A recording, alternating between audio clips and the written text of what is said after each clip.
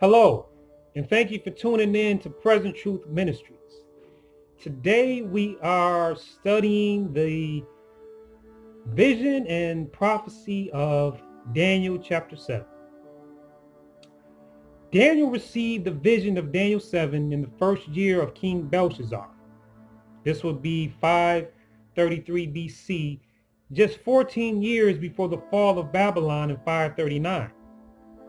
The great controversy theme is at the very center of the book of Daniel in general, and in Daniel 7 in more particular. This central theme can be described in the following way. Since the inception of sin in heaven, there has been an invisible conflict, a cosmic controversy between Christ and Satan. Although this is a heavenly conflict, it is reflected on earth in a visible battle between the followers of Christ and the followers of Satan. In the course of this battle, Satan and his wicked followers have appeared to prevail over God and his people. But in the end, God and his people will prevail because God controls and guides history to its desired end. If you notice the passive voice of many of the verbs of Daniel 7, they clearly point to someone who is directing history from behind the scenes. We will notice that when we do a verse by verse study of this chapter. Now, there are links between Daniel chapter 7 and Daniel 2. But before anything else is said, we must recognize that historicism should be the governing principle in both of these outlines. There are several reasons for linking Daniel 2 and Daniel 7. And if we follow the prophetic principle of Bible interpretation, which is called historicism or the historical flow method, you will see these similarities between these two chapters. There are different methods of interpretation that people use to try to interpret these biblical symbols. You have the futurism method, preterist, and idealist. The historical method has been proven to be the more logical method. And if you use any other method of interpretation, you will get a different understanding and interpretation of what these symbols mean. First of all, in the chiastic structure of the book of Daniel chapter 2 and 7, you will see they are on the same branch of the candelabra. Secondly, Daniel 2 and Daniel 7 have the same number of basic elements. Daniel 2 has 4 metals, and Daniel 7 has 4 beasts. Notice how the enumeration of the basic elements is the same in both chapters.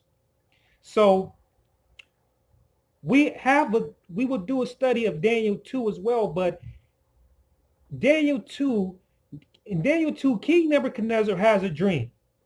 And in that dream, he sees a great image whose head was of gold, as Daniel interpreted the vision to him. He said, Nebuchadnezzar, you represent the head of gold on this great image. Nebuchadnezzar was the king of Babylon. And then, as we go down that image, there was the chest and arms of silver. Daniel said he uses the words after thee, meaning after your kingdom is over and done with, another kingdom is coming. After you, another kingdom is on the rise. Then he says a third. Then in the text he says a fourth. So you see that he's following a flow of history. And in Daniel 7, we have 4 different beasts. We have a lion. And Daniel says, secondly, a bear. Then he says another, a leopard. Then he says a fourth, a dragon. So we see the same basic enumeration of the symbols in both chapters. There were 4 different uh, elements that were mentioned, and they are mentioned in the way that there is a flow from one falling to another rising, from one falling to another rising.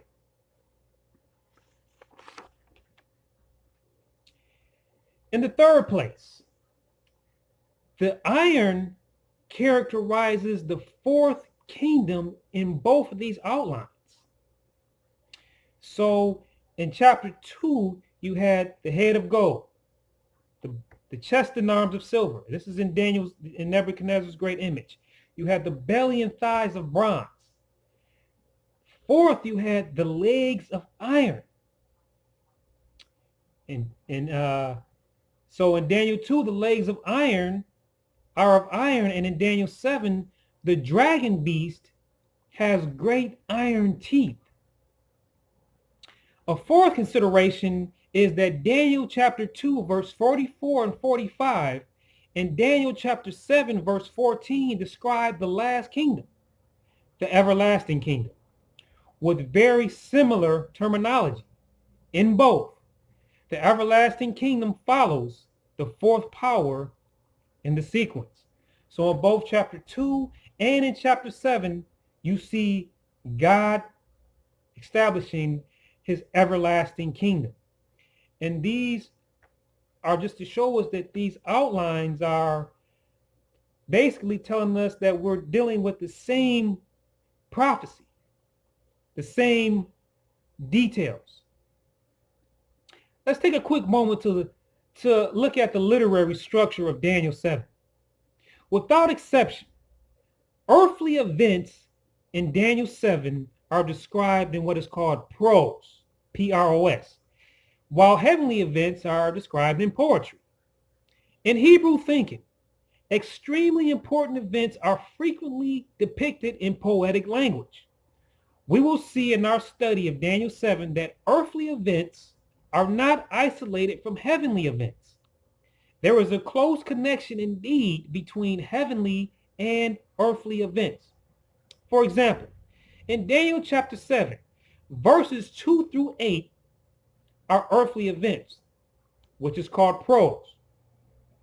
Verses 9 through 10 are heavenly, poetry. Again, back to verses 11 and 12, earthly, prose.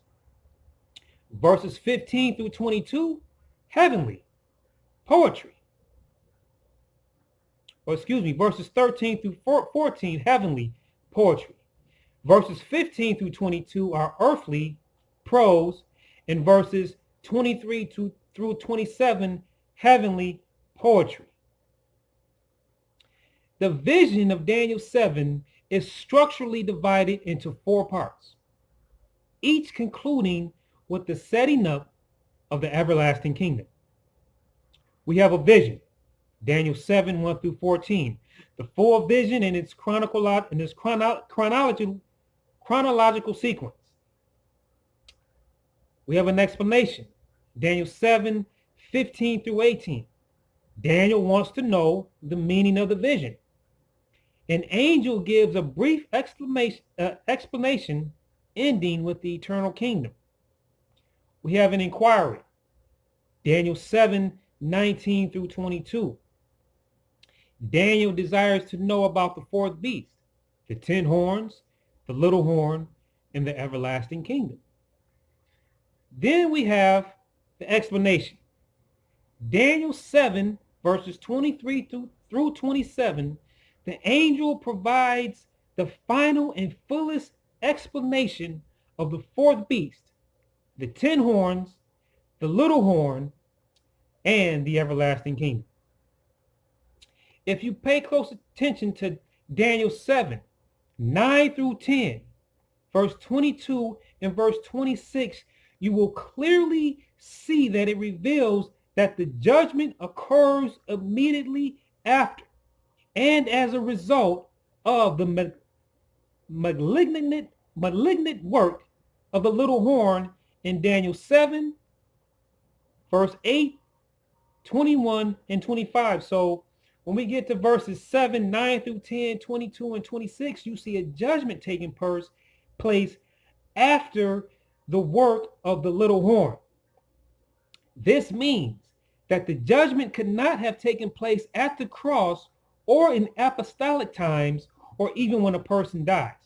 The judgment must have begun sometime after 1798, because as we study these prophecies and we look at the dates of these symbols mentioned in Daniel's prophecies, we will see that the little horn did not end until 1798. And if Daniel also saw a judgment scene taking place after the demise of the little horn, it had to be after 1798. But we'll take a closer look at that as well. Another important structural item of Daniel 7 is that the fourth beast has 3 periods of existence. And you'll see that in Daniel 7 itself. You'll see that the fourth beast has 3 different periods where it is existing. First, it rules for a period by itself. Then 10 horns grow from its head. Finally, after the 10 horns have governed for a period of time, a little horn arises among them to rule them. This clearly shows that Rome would rule in 3 consecutive stages. See Daniel 7, 23 through 24. But we'll explain in these symbolisms. In Revelation, we find that Rome will have a 4th stage when the beast's deadly womb would be healed. And we'll look at that when we get to Revelation 13. It is also important to remember that in Daniel 7, the judgment scene has 3 distinct stages. There is an investigative stage. We see that in Daniel 7, 9 and verse 10, the books are open. Daniel says, I beheld till thrones were cast down, and the Ancient of Days did sit, whose garment was white as snow, and the hair of his head like the pure wool.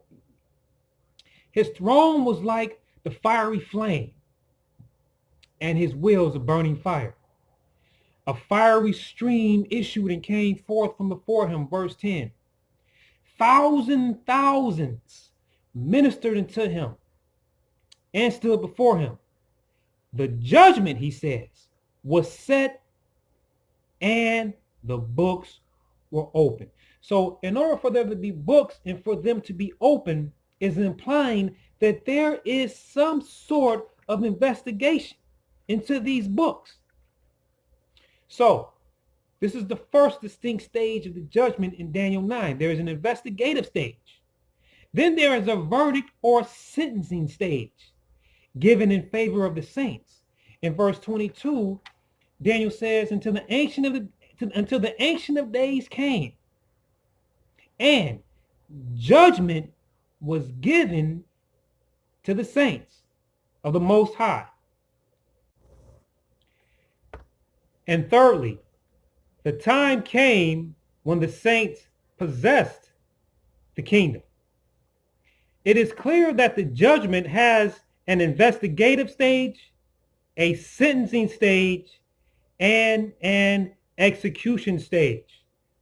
The last part of Daniel chapter 7 verse 22 says, and the time came that the saints possessed the kingdom.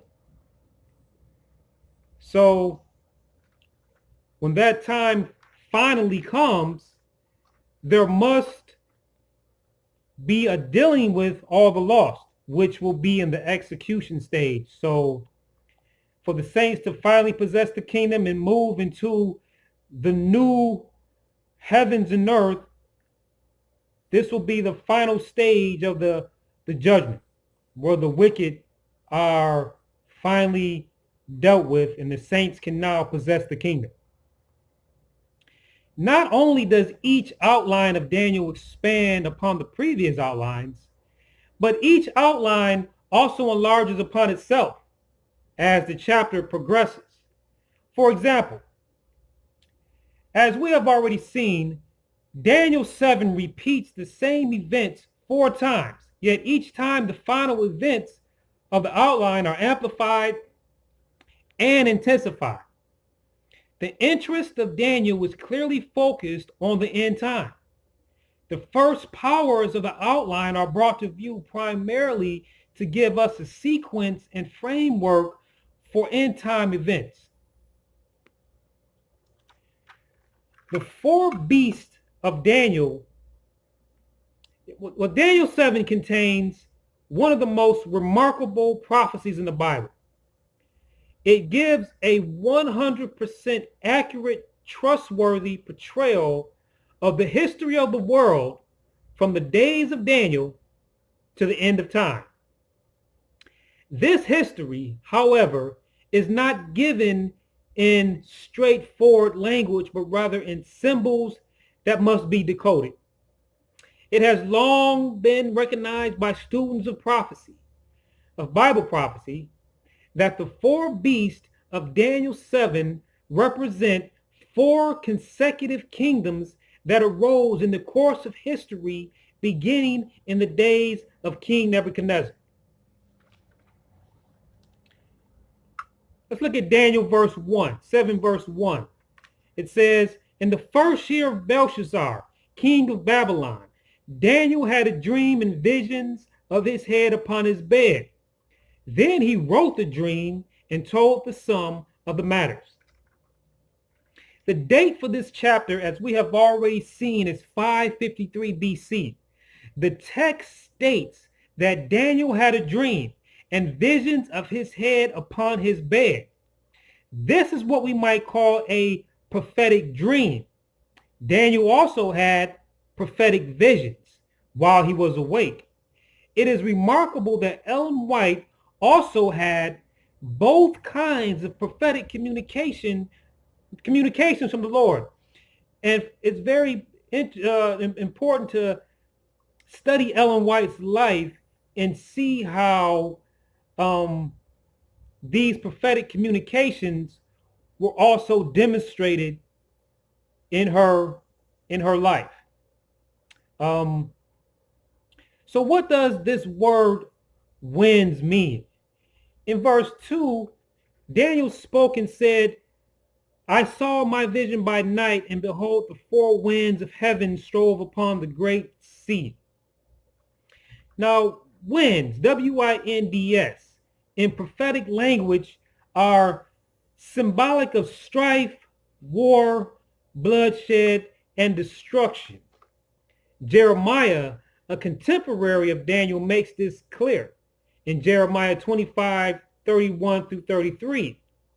Ezekiel, another of Daniel's contemporaries, also affirms the same.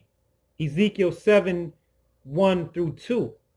In Revelation 7, 1 through 4, when the 4 angels release the winds, the result is a universal conflagration and destruction. So the winds, when they're released by these angels in Revelation, destruction happens. So wind is a symbol of war, strife, and commotion. And here's a quote from Ellen White, who says, winds are a symbol of strife. The 4 winds of heaven striving upon the great sea represent the terrible scenes of conquest and revolution by which kingdoms have attained to power. Now these winds strove upon the great sea, SCA, symbolizes multitudes of unconverted peoples who are inimical to the people of God. When symbolic winds and waters are placed together, the meaning is nations which are warring for world dominion. It is of great importance that these 4 beasts arise from the sea, while the winds of strife are blowing. In contrast, Revelation 13:11 depicts a beast which arises from the earth where there is no waters and no wind. So John and Daniel were actually talking about the same characters, the same events. And John uses beast in Revelation, but he doesn't use the same terminology that Daniel uses. He sees a beast in Revelation 13, but there are no winds and there is no sea. There is a beast coming up out of the earth, and it is important for us to understand who that beast represents. Verse 3, Daniel says, "And the four great beasts came up from the sea, diverse one from another." Several things must be taken into account when we examine this verse. Do the four beasts represent four kings, or four kingdoms? In verse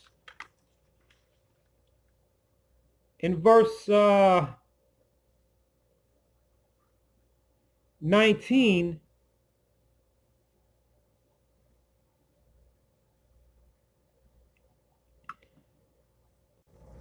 in verse 24, the angel interpreter tells Daniel, and the 10,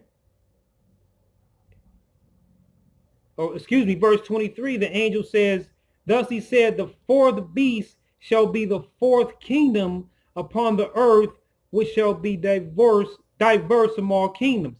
So right there, the Bible is interpreting itself. A beast represents a kingdom. So the answer to our question is simple. The four beasts represents four kingdoms. And these four kingdoms were ruled over by a succession of kings.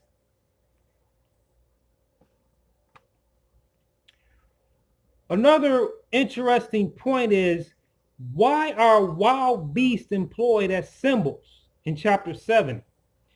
Notice the following inspired comment. Earthly governments prevail by physical force. They maintain their dominion by war. But the founder of the new kingdom is the Prince of Peace. The Holy Spirit represents worldly kingdoms under the symbol of fierce beasts of prey. But Christ is the Lamb of God, which taketh away the sin of the world.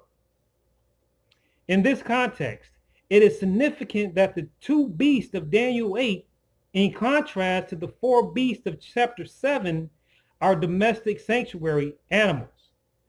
So in chapter 8, Daniel uses beasts to describe kingdoms as well. But the beasts that he uses are not wild beasts like we find him using in chapter 7. They are actually animals that are used in the sanctuary service. So there is a whole different structural setting that Daniel is trying to get us to see in chapter 8. It is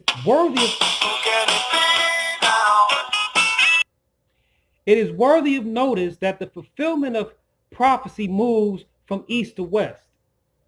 The lion and bear are powers which bear sway in Asia. The leopard governs toward the eastern part of Western Europe, and the dragon rules in the western portion of Western Europe. When we study Revelation, we will see that the second beast of Revelation 13 rules west of Europe, the United States of America.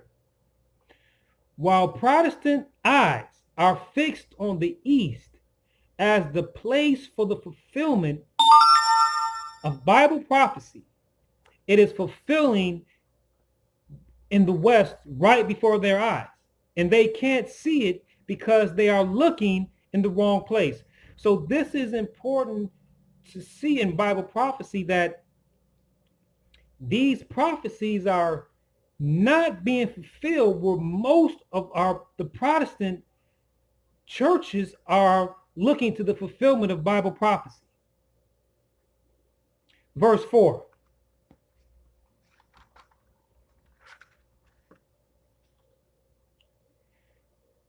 The first was like a lion. It had eagle's wings. And I saw to the wings that were of a pluck, and it was lifted up from the earth, and made stand upon the feet as a man, and a man's heart was given to it. Daniel saw a lion with eagle's wings. The lion represents Babylon. Everything connected with Babylon is top of the line.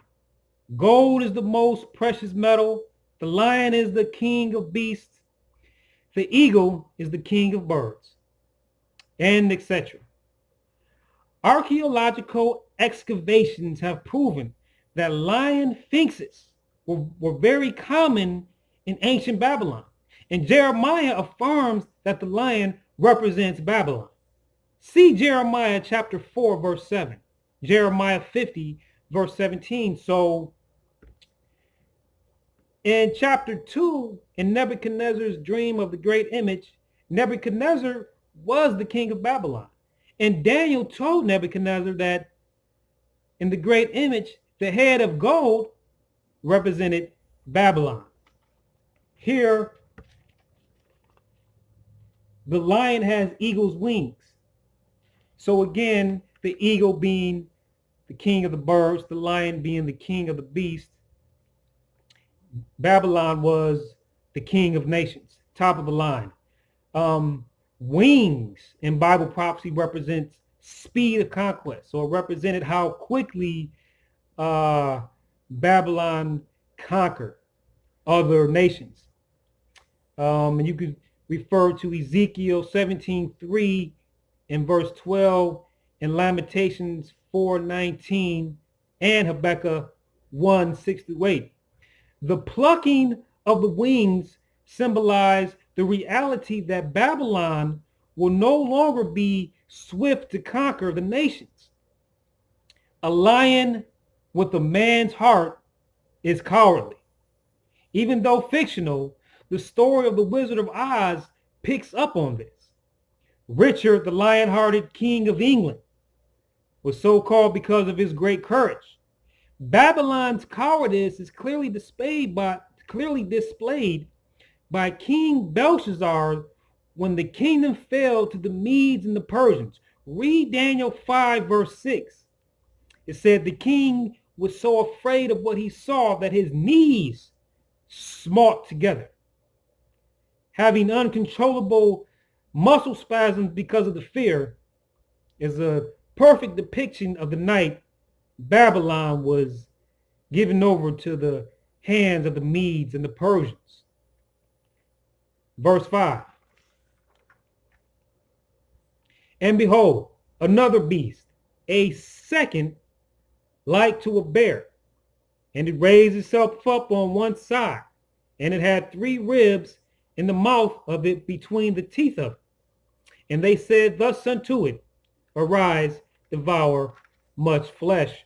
So the second beast that Daniel saw was a bear raised up on one side with 3 ribs in its mouth. The bear symbolized the kingdom of the Medes and the Persians. Read Daniel 8:20. The Medes and the Persians is explicitly spelled out as the kingdom that is represented in the beast in chapter 8. This is made clear in Daniel 5, where the Medes and the Persians are described as the conquerors of Babylon. So all these facts and realities are within the scriptures themselves.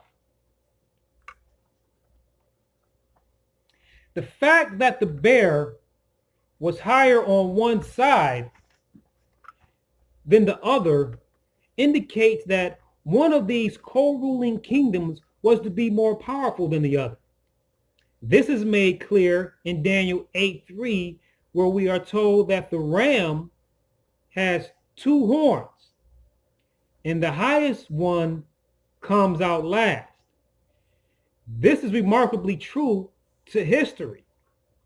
When the kingdoms began, the Medes were dominant.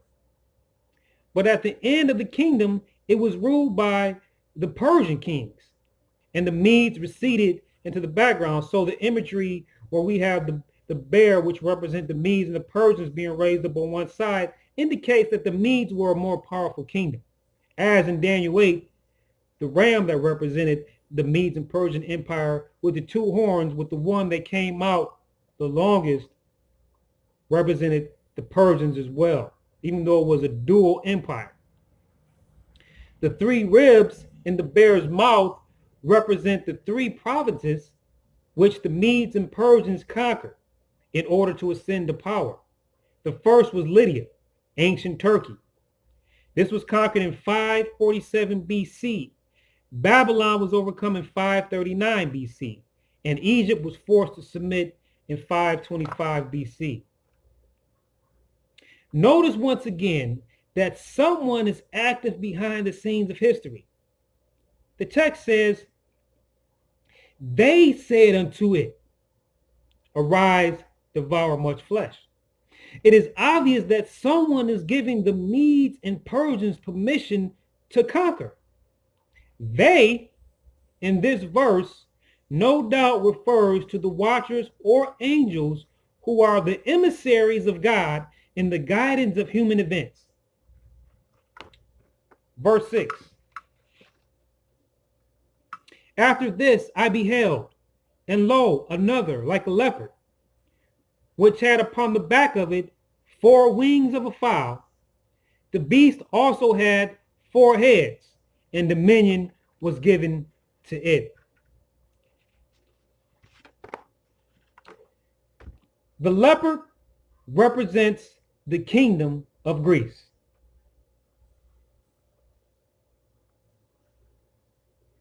So here we have a leopard with 4 heads and 4 wings. The leopard in and of itself is a swift animal, but this leopard had wings. This must mean that Greece would conquer the world in a swifter fashion than Babylon. And that is exactly what happened. Alexander the Great conquered the whole Near East, from Egypt to the Indus Valley in India, in just 3 years. Nebuchadnezzar took 13 years to just reach a stalemate with Tyre. In contrast, Alexander conquered Tyre in just 8 months.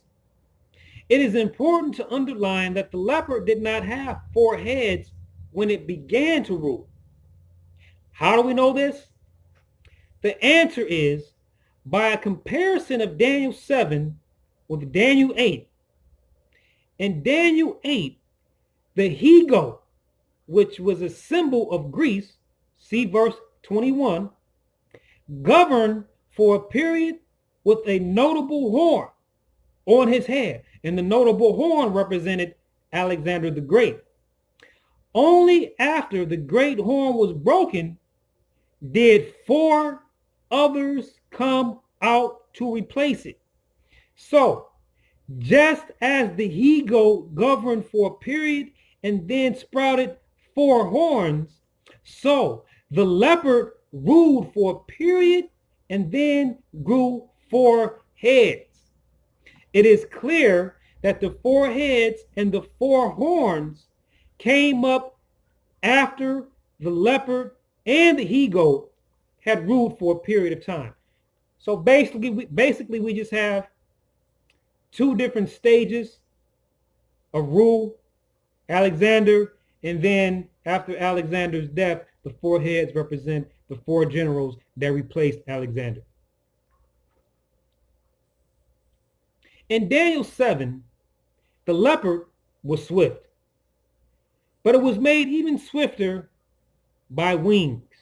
In Daniel 8, the he-goat is so swift, he does not even touch the ground.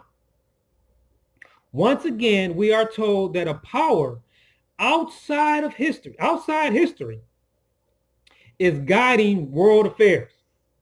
The text says, and dominion was given to it. Notice that the leopard did not take dominion. Rather, dominion was given to it. verse 7. And after this in the night visions, and behold, a fourth beast, dreadful and terrible and strong exceedingly. And it had great iron teeth. It devoured and brake in pieces and stamped the residue with the feet of it. And it was diverse from all the beasts that were before it. And it had 10 horns.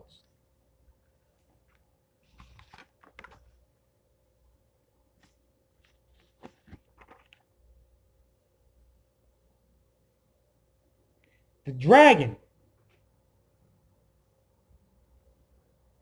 represents the Roman Empire from 168 BC until 476 AD.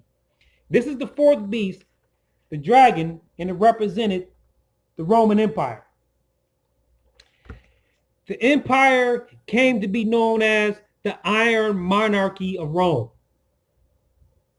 See Edward Gibson in the history of the decline and fall of the Roman Empire.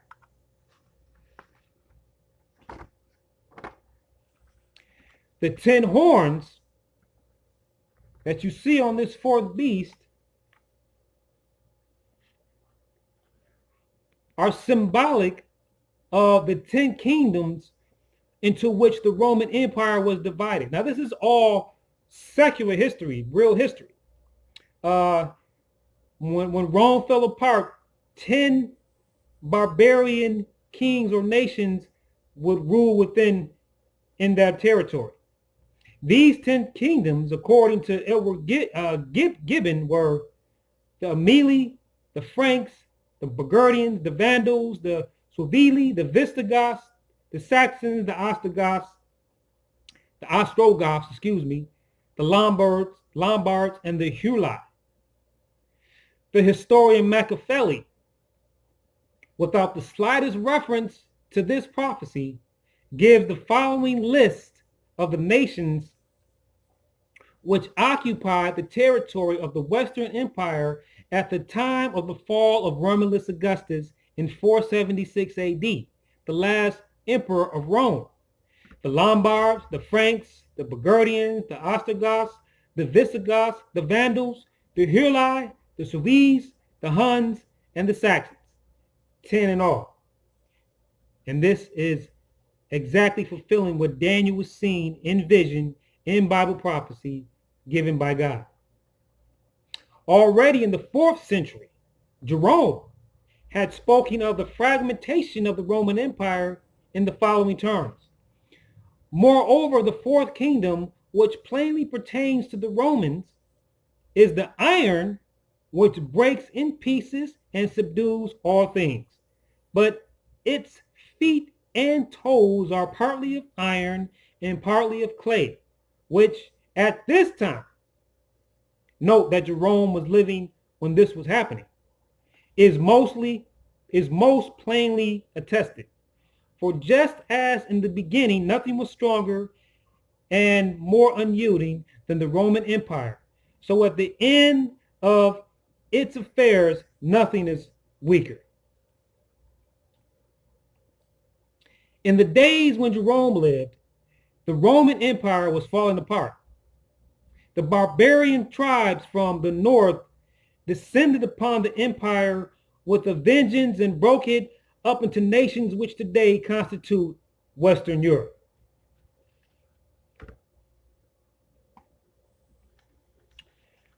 So just for a moment, let's look at the 4 stages of this fourth beast, or the 3 stages mentioned in Daniel.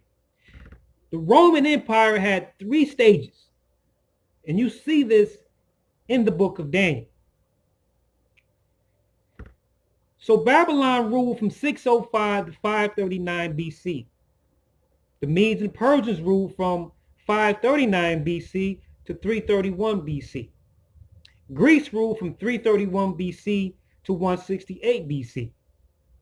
Rome ruled from 168 BC to 476 BC. This is the first stage of Rome, the Iron Monarchy of Rome, the first stage. The second stage of Rome is divided Roman Empire. 476 AD through 538 AD. This is when the 10 barbarian tribes ruled within the Roman territory, or ruled over Rome. The third stage is Papal Rome during the 1,260 years from 538 AD until 1798. And this third stage of Rome is the most important stage of Rome that we want to focus on, because it is the little horn stage of Rome. And it is the Antichrist. We are identifying the Antichrist when we identify who this little horn is. The fourth stage of Rome will be found in Revelation 13.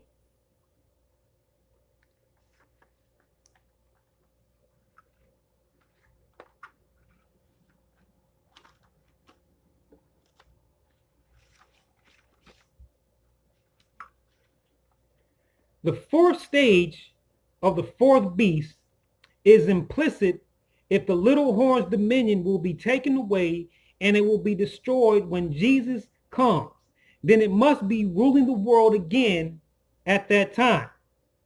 As we'll see in these prophecies, the little horn power in Daniel came to an end. But in Revelation, this same power is ruling when Jesus comes again. So there is a fourth stage. This means that the papacy's career did not end when it lost dominion at the end of the 3.5 prophetic times. And we'll talk more about how to understand these prophetic time symbols. It will be alive, well, and ruling the world again when Jesus comes, and will be destroyed by the brightness of his coming. 2 Thessalonians 2, 8, and 9.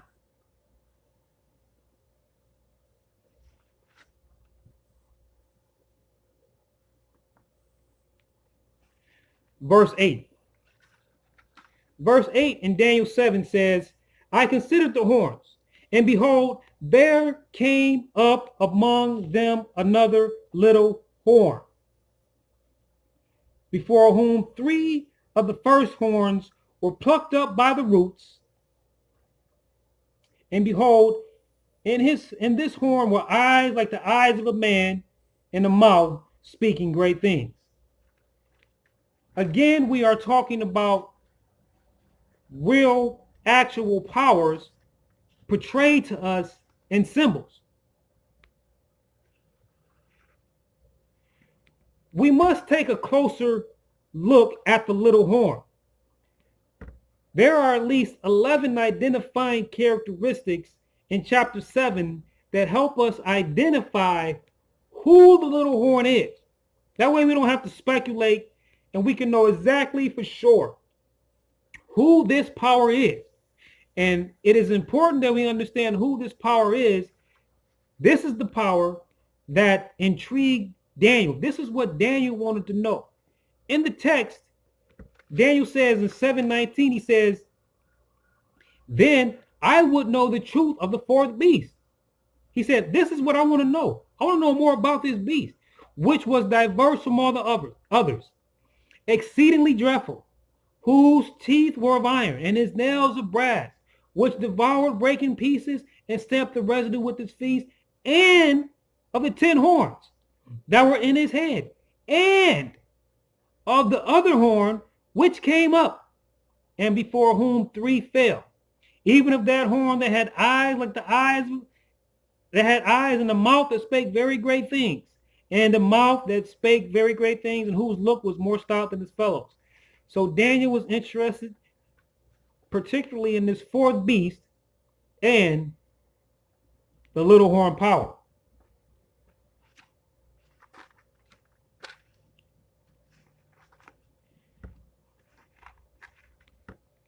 Let's look at some of these identifying characteristics in chapter 7 of the little horn. The little horn arises from the fourth beast, the first one. The fourth beast represents Rome.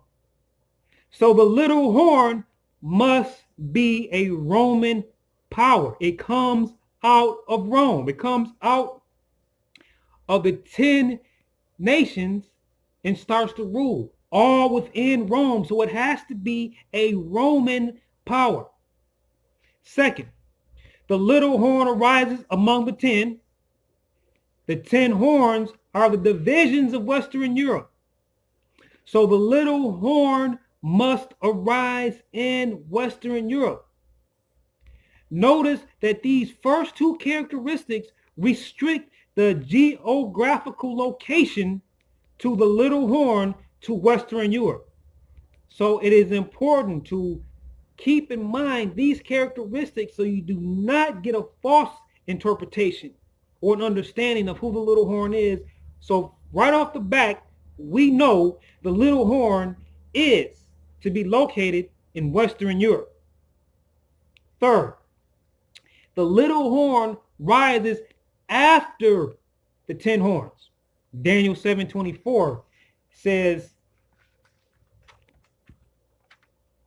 and the 10 horns out of this kingdom are 10 kings that shall arise, and another shall arise after them. So the little horn comes up after the 10 horns have already been there. The little horn is the third stage of the Roman power. And he shall subdue 3 kings.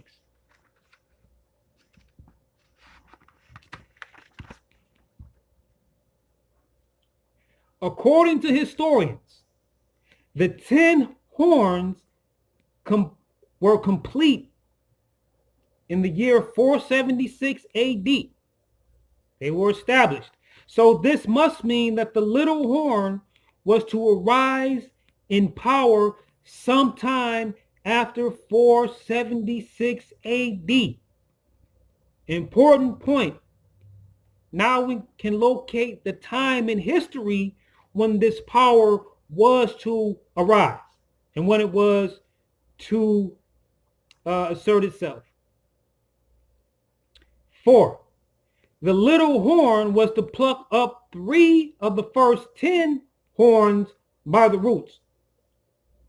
This means that these 3 nations will be uprooted from history.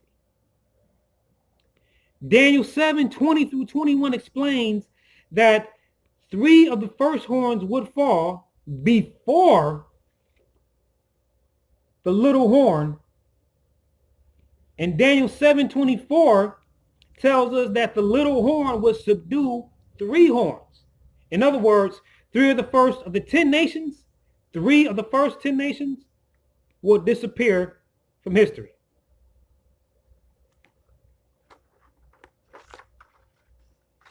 Number 5, the little horn was to speak great words against the Most High. So in Daniel chapter 7, 21 and 25, the angel interpreter said, Daniel said, I beheld the same horn made war with the saints and prevailed against them.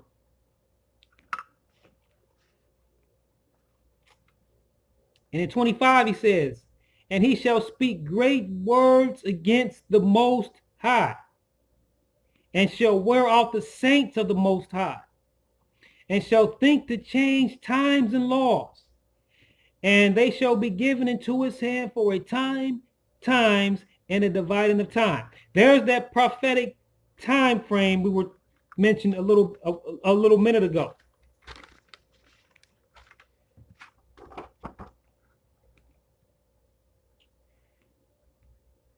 Revelation 13:5 explains that what these words would be. When this little horn speaks great words against the Most High, John in Revelation says that speaking great words against the Most High is blasphemy. So this power, whatever it is, blasphemies God. And what is blasphemy according to the Bible? It is when a merely human power claims to be God on earth, and when it thinks it can exercise the prerogatives and functions of God. Number 6, the little horn was to be a persecuting power against God's people. This is stated in Daniel 7:21 and repeated in verse 25. It shall wear off the saints of the Most High. Number 7, the little horn would think it could change God's times. That is to say, God's timetable of prophetic events. Daniel 2:21. Read Daniel 2:21. We shall see that the little horn invented false systems of prophetic interpretation to rival historicism. We are explaining these prophecies from the historical point of view. There are rival interpretive principles that are used that are based off of a false invented system of this power. And that's why so many people are confused as to the real meanings of these prophetic symbols, because they've used the wrong prophetic principle when trying to interpret them. Number 8, the little horn would even have the audacity to think that it could change God's holy law. Daniel 7:25. What does this mean? What law has this power attempted to change? God's holy law. Number 9, the little horn will be different from the 10 horns. It will be an amalgamation of church and state. Number 10, this power would govern for a time, times, and a half of time. And this is a prophetic time symbol here. A time, according to the Jewish calendar, represents 1 year, 360 days. That's represented as a time. Times with an S is 360 plus 360, 720. Then it says a half a time or a dividing the time. So you cut 360 in half, you get 120 or 180. And so you add these numbers up and you get 1,260. This is exactly how long this power ruled. From 538 until 1798 is exactly 1,260 years. And what power came into place in 538 AD? The Roman Catholic papacy is the fulfillment of the little horn of prophecy. The 11th characteristic was the little horn had eyes like a man. In Bible prophecy, eyes are symbolic of wisdom. See Ephesians 1:18, Revelation 5:6. Even today, an owl is a symbol of wisdom because of its large eyes. In other words, this power was to depend on human wisdom. The Roman Catholic papacy is a fulfillment of the little horn prophecy. So in part 2 of this study, or should I say the next part of this study, we are going to look in more depth at these 11 characteristics and identify the Roman Catholic's role, the Roman Catholic papacy, their role in the fulfillment of Bible prophecy. Stay tuned.